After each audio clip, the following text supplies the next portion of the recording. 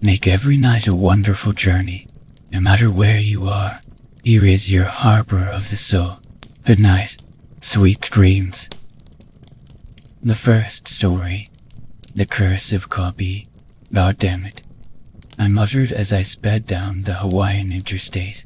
Why wasn't it possible for my family to have one vacation without any drama?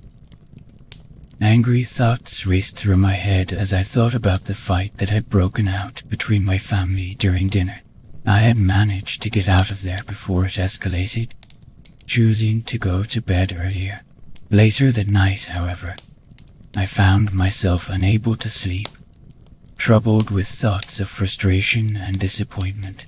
Now I was on the road, in search for a place where I could seek refuge and empty my head of any negativity. As I glanced at the dashboard, my thoughts were interrupted. The speedometer had reached 85. My anger had taken over the steering wheel once again. Thank God this road is deserted, I thought to myself as I eased my foot off the gas pedal. I peered over the steering wheel, taking in my surroundings for the first time. A ray of silver moonlight dimly lit the road before me. Bathing it in a pale glow to each side of me was black igneous rock, the hardened remains of a once active volcano. I rolled down the windows and listened closely. Sure enough, I heard the faint sound of waves crashing against the shore. Bingo. I knew there was a beach somewhere around here. Now all I had to do was find it. I drove on in silence for what seemed like an hour. Strange, I thought. I hadn't passed one car since I'd exited the resort. You're just used to the fast-paced environment of city life, I reasoned to myself. Island life is much more laid back. Most of the island is probably asleep by now. I glanced at the clock. It was already 1:15. A few minutes later, I saw a sign ahead of me. It read Makapi'u Beach Park. I turned into the side road that leads, without hesitating to flick the turning signal on. My tires crunched on the gravel, the only sound in the dark, narrow tunnel that the encroaching foliage formed around the path. Finally, I approached a clearing. Before me lay a beautifully desolate beach, the perfect refuge. I parked the car and hopped out, kicking my shoes off. I began to pace along the white sand, my feet sinking in with each step. I searched the ground before me, looking for smooth stones to skip along the ocean's surface. I found one, and with a flick of my wrist I skidded it across the water. 1, 2, 3 skips, not bad. I repeated this about 3 or 4 times until I noticed an abnormality in one of the rocks.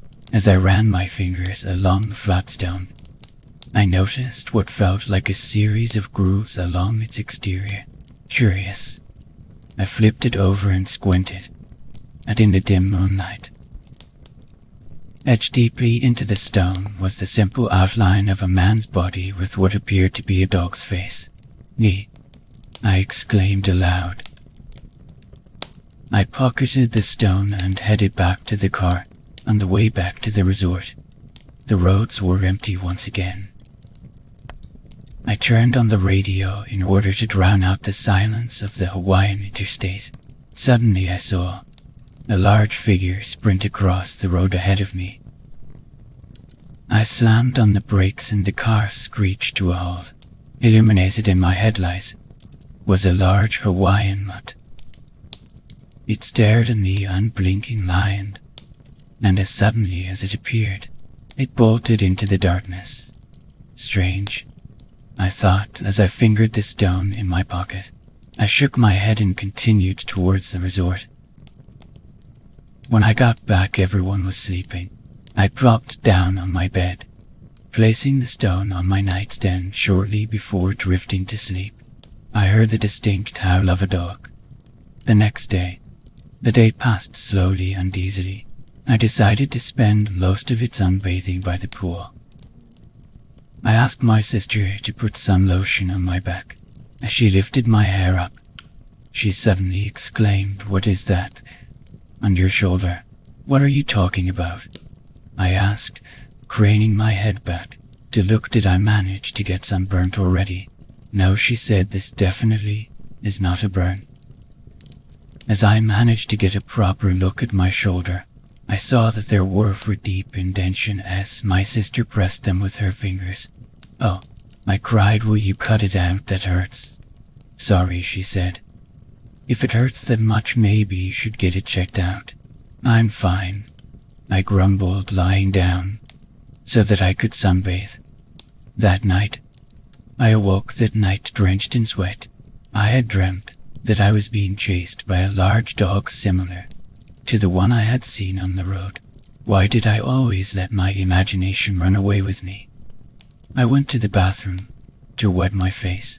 When I glanced in the mirror, I was alarmed to see that the marks on my shoulder had bled through my shirt. After applying a band-aid, I went back to bed this time, before drifting to sleep. I thought I heard whimpering accompanied by a soft scratching at the door. Early that morning, I decided to go to a local doctor to get my shoulder checked out. In the waiting room, I was greeted by a man with salt and pepper hair. A stethoscope hung loosely round his neck. After examining me for a few minutes, he cleared his throat and asked me, "Have you ever gotten a rabies shot?" Yes," I said. "I'm pretty sure all of my vaccinations are up to date. Why do you ask?" "Because it looks here as if you managed to get bitten by an animal." "What?" I stuttered. "That is impossible. It's pretty evident to me that this is an animal bite. More specifically, a dog. Wild dogs are common in these parts. Maybe you got it while you were off guard. I'm just surprised that the wound is so clean. Normally these bites are accompanied with significant tearing of the epidermis," the doctor exclaimed. After thoroughly cleaning my wound, he sent me on my way. Later that day, when I got back to my room, I was approached by 2 very angry parents. "Is it too much to ask for you not to vandalize your hotel room?" my dad shouted. "Huh? What are you talking about?" I stammered. "You know perfectly well what we are talking about.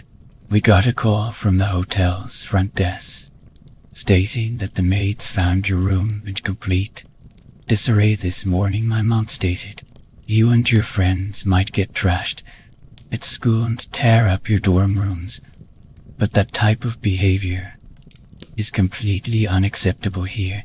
Not on my watch, you're not." I told the front desk that you will be left to clean up the mess.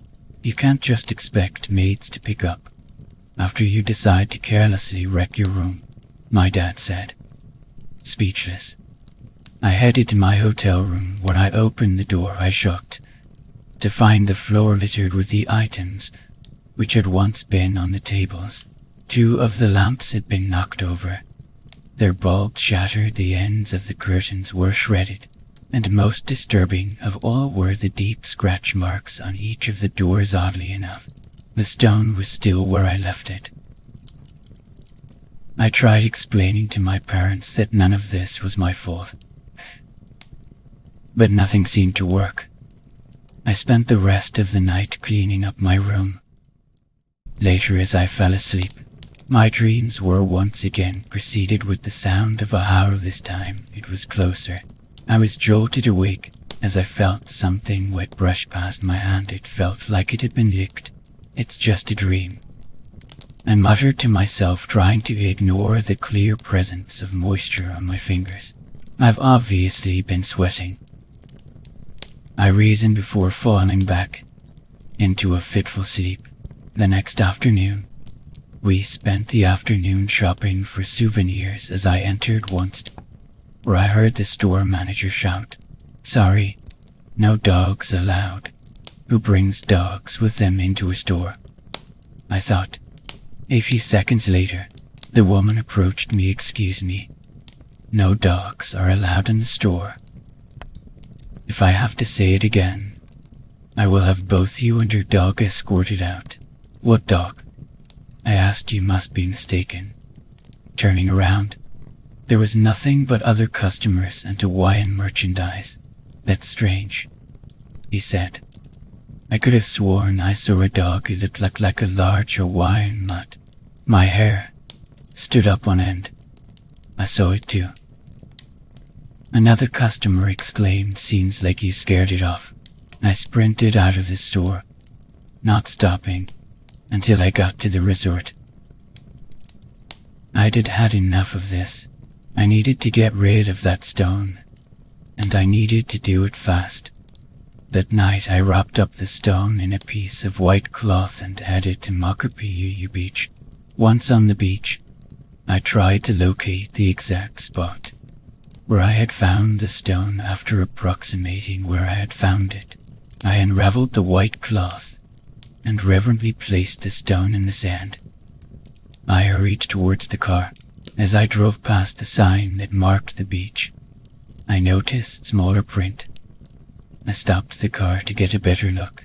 Underneath Makapi'u Beach was text that read Home of Copy, the dog god. I slammed on the brakes before I could hit 85. A sharp howl broke the midnight silence. Note: curious about what happened to me, I later researched Hawaiian ghost story and folklore only to find that I had broken one of the many rules that any native already knew. NEV, or pick up any stone possessing any strange markings. It as commonly accepted by many natives that spirits, like Opi, inhabit the stones of the island. The second story, airlock. When the game starts, you're alone in a bunker. You decross off another day on the calendar and start to check your gear. You prepare to leave for the nearest town. You strap on your gas mask and pull up your hood. The green light on your oxygen gauge tells you that you'll be able to survive in the airless environment outside. The world was brought to a complete stop, and still when the air started dissipating, most didn't know what was happening before it was too late. It wasn't how humanity had figured it would end. All in all, it was a very silent, quick affair without the big explosions or the screaming masses fleeing. In fact, no one could have imagined a quieter apocalypse. People simply fell where they stood or sat at the time. There wasn't time to evacuate. And where would have people gone anyway? Those who survived were the people who had planned ahead, who had planned for the impossible. Their reward was solitude on a lifeless, airless planet. But at least there's plenty of time to think and reflect. The end happened so quickly that the destruction was limited. You have entire cities open to exploration and treasure hunting. Only you have to watch your air gauge. The air gauge itself is on your suit clothes and not on your UI, so you have to look down to see it. If you forget it, you might end up fucked, unless you can somehow find air. You move around empty schoolyards, apartment buildings, and skyscrapers. The lack of air preserved billions of bodies worldwide relatively longer than they otherwise would have been, and now the empty planet is a mausoleum of dried up human husks littering streets and buildings. You'd have to scavenge for stuff to improve your gear so you could stay out longer. Through exploring, you might find other safe bunkers, and you'll be able to move more free. Then there would be enemies. What would they be? Something that doesn't require air, which could stalk you and make you feel watched. A less open threat that might attack when you least suspect it. And would there be others? Maybe you'd have to find them first. Would you even go armed? No air would mean no sound. So all you'd have was the clicking of the gas mask, and maybe whatever contemporary bin you managed to put on that bunged up, scavenged pod you managed to find in the pocket of a body near the airport terminal. You'd have to consider getting fuel for the generator in your safe house as well. Your only contact with other people would be someone who you talk to frequently over what's left of the internet, or some old radio type thing. You've known them for years, but have never met them in person. They ray your only company in an otherwise dead world, and they're holed up somewhere else, exactly like you. One day, they stopped signing and going on the air, and you decide to find out what happened to them. You only have a faint idea where their bunker is, and you know you wouldn't have enough air to get there in one stretch. That's where the game really begins. Do you make an effort to find them, or what happened to them? Or do you go on with your life, salvaging, exploring, and listening to your own breathing as you make your way through the still graveyard of humanity? Video version, Airlock, the third story, Ruins of Alf, embedded images and strangeness. Ruins of Alf, defying my belief that this should be kept confidential. I will share this in the sole interest of two individuals. My name is Ruben. I have always been interested in subliminal techniques, regardless of the media or way in which they are conveyed. However, I did not go looking for this particular example, no. It found its way to me. It's certainly no coincidence that the move curse was introduced in Generation I with the release of Pokemon Gold, Silver, and Crystal versions. I often heard that you shouldn't judge a book by its cover. A sound should not be judged by the way you hear it. There can be so much more, that of which the single sense of hearing cannot handle by itself. Sounds are visual as well. Despite what some may say, any piece of music can alter your state of mind and emotions. What else can sounds do? Maybe a certain group of individuals set out to answer just that. New concepts were realized with version 1.0 of the Lavender Town music released in early Pokemon Green and Red cartridges in Japan. There's no doubt that there was interest from the sound team to create an eerie effect from special inflections in the music, most notably the high-pitched frequencies, which could only be heard by those with especially acute hearing. Version 1.1 of the Lavender Town music soon replaced its older counterpart in newer cartridges in order to avoid suspicion. Perhaps enough data had been collected anyway. The person who posted the previous video was surprised to find that his friend, Anthony, had developed a special way to retrieve the frequencies that were lost when the developed music was redesigned in order to fit within the limitations of the Game Boy. According to him, certain hints were left in the music which encouraged him to develop a way to analyze the sound and insert special tones which mimic the original intentions of the music. Although Anthony may have never realized this, the tones which he added constructed unusual images within the sound when combined with the original Pokemon music. These images had been embedded into the music through certain methods of steganography in Pokemon Gold, Silver, and Crystal. These images were waiting for their key to be unlocked.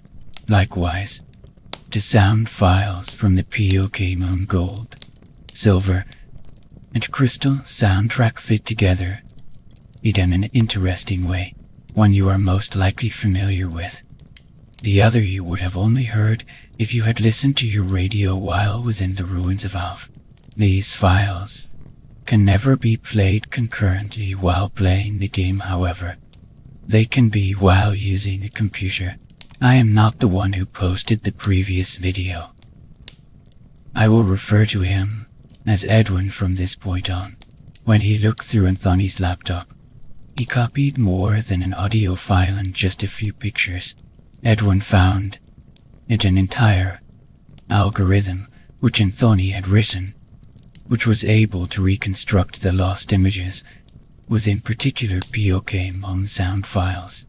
Anthony had created the sound file featured in the last video from this algorithm on Dirge, an oral beat, which he had downloaded from the internet. and many viewers listeners have recognized. Subsequently, after discovering Anthony's creation Lavender, WAV and his homemade algorithm, Edwin himself became obsessed with the oddness of Lavender Town. Despite what he wrote in the previous video, he did not lose interest when spent his time up until posting the last video testing Anthony's algorithm. He became quite familiar with it and tried it on numerous sounds from the early PO games. Eventually, he tried combining the ruins of Alf music with the erratic sounds that play on the radio. After running this through Anthony's algorithm, results even more astounding than Anthony's original discovery were found. The outcome is this video. To my dismay, I am the sound enthusiast which Edwin mentioned in the description of the last video. This is why I know so much of this ordeal, and have felt the need to write this description as well as post this video. Edwin contacted me through the internet requesting help with the Lavender audio file, so I sent him a spectrogram program. He began to send me more and more details about the problems he was facing as time went on, and I grew to know him pretty well eventually. He sent me the password to this account along with a terrifying note. If I had just played through my blue version with him, he wouldn't have become so interested in the Lavender Town stuff. We would have just kept playing. He was my best friend, but I let him down. I wasn't a true friend. It's like I hardly knew him anymore after we went our separate ways. He attached the audio file playing in the video above as well as a password so I could access this account, to say the least. I was baffled at the time the day after the previous video was posted. Edwin was found dead in his room, astonishingly with no flesh wounds to be found. Had he figured out the exact cause for Anthony's seizure? Was it suicide? Both. Never did he mention any specific details about this audio file, other than what has already been mentioned in this description. I didn't want to have to get involved further in this incident, but, as I have already stated, I feel like it is my obligation. I don't, however, feel the need to describe the occurrences that take place in this video. I will let you decide for your own about that. Keep in mind, though, that in the game scientists in the ruins claim that they now communicate with radio waves, what was constructed in place of the PO motor in Lavender, the Kanto radio tower. I must let you know that this sound file was created with Anthony's algorithm, with a binaural beat added in the background. Do the Lavender Town theme and the ruins of Alf music have something in common? An accident. Something that could drive someone insane.